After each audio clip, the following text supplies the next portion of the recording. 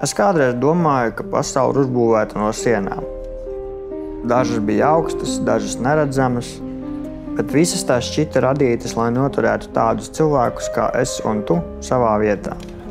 Ierobežojumi viņi tos sauc. Maigi vārdi, ietērpt līdzjūtībā, bet tik smagi, ka spēja pieķēdāt dvēseli. Bet kā lai šajā lielajā pasaulē atrodu sevi?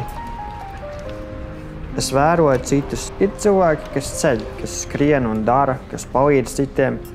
Ir tie, kas rada.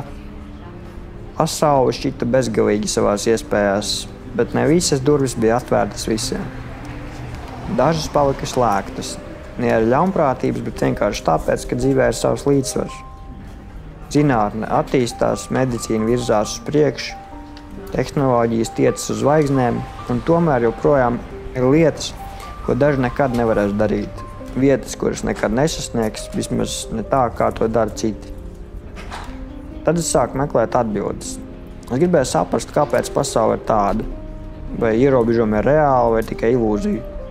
Es meklēju zināšanas grāmatās, cilvēkos, idejās, un jo vairāk es uzzināju, jo skaidrāk kļuva viens.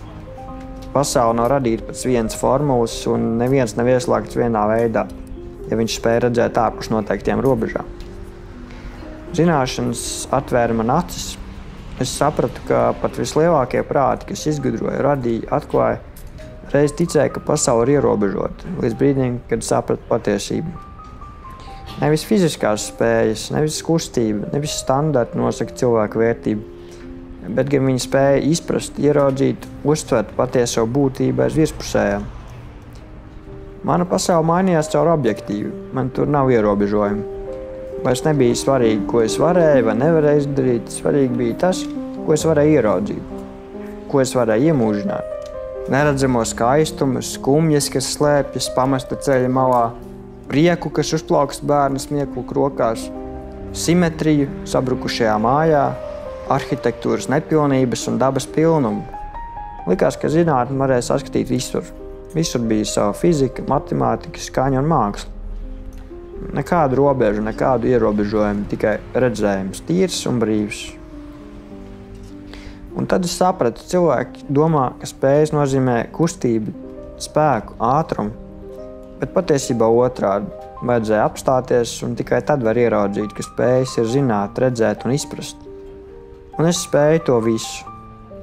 Ar savu fotoaparātu var apstādināt laiku, varu iemūžināt skaistumu, sāpes, cerību. Es varu parādīt pasaulē to, ko citi nekad nebūtu pamanījuši. Un varbūt, tikai varbūt, ar manu objektīvu viņi apstāsies, viņi sajūtīs, viņi sapratīs. Pasaulē ir tik daudz iespēju. Ir cilvēki, kas strādā ar finansēm, ir tie, kas ceļ mājas, ir tie, kas palīdz citiem, ir tie, kas rada un ir tie, kas nodarbojas ar zinātni. Es sapratu, ka mans lielākais spēks ir pamanīt mazas unikālas lietas un rādīt tās pasaulē. Tāpēc izvēlējos mākslu. Un šajā pasaulē mani nekas neierobežo.